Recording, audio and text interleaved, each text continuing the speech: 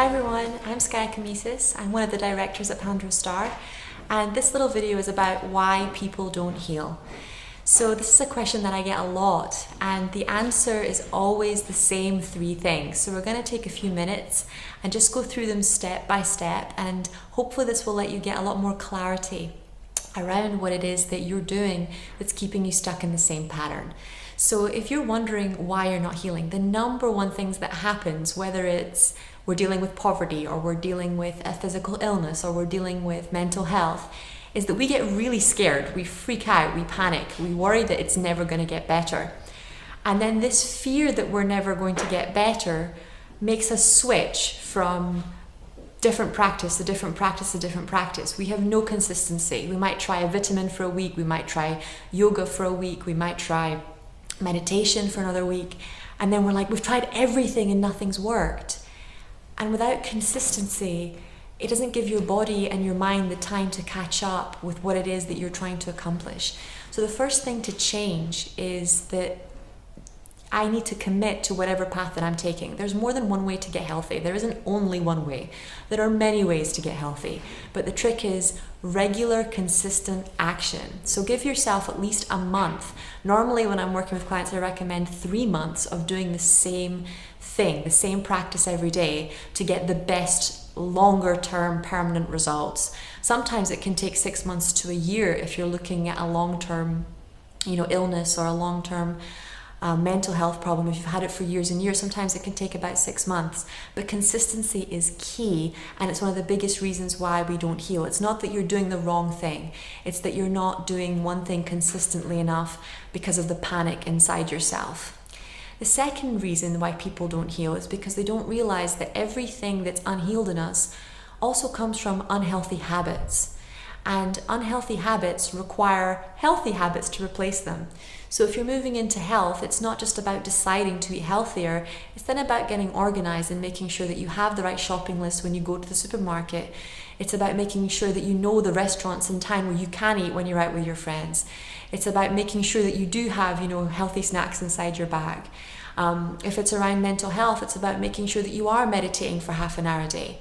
So you literally need to sit down, get out a piece of paper and a pen and write down what new habits do I need to cultivate and practice consistently in order to support the healing that I'm looking for.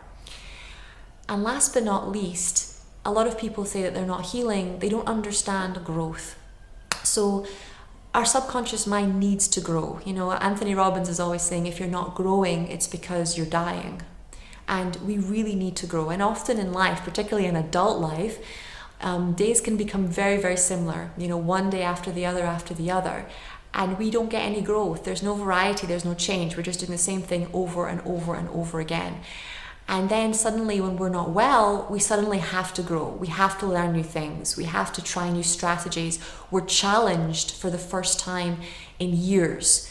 So you need to set yourself a big enough growth experience so that your subconscious mind knows that once you hit your target, you're going to keep growing.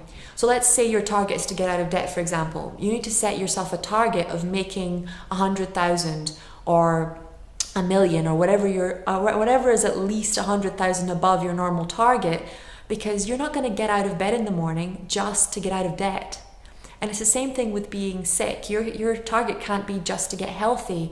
Your target has to be something like being able to run a marathon or swim across the river or be able to ride your bike again. Because it's not gonna unless you have something bigger, it's not gonna motivate you to do the hard work that it takes to be consistent and get to where you need to go.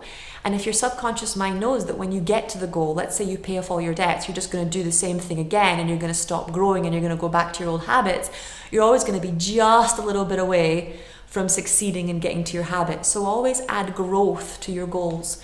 Make sure there's space to grow. Make sure that you have your goal and then you add at least 60% dream for growth. So if it's health, you want to put in, I want to be able to do yoga or cycle or run a marathon.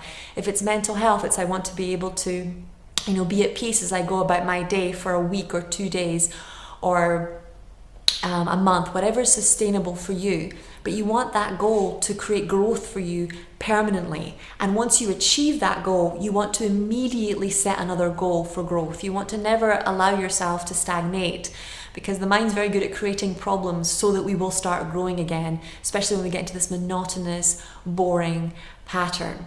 So if you would like to see how you can break these patterns and get yourself to another healing state, and how these 3 steps that I've just clarified with you relate to Pandora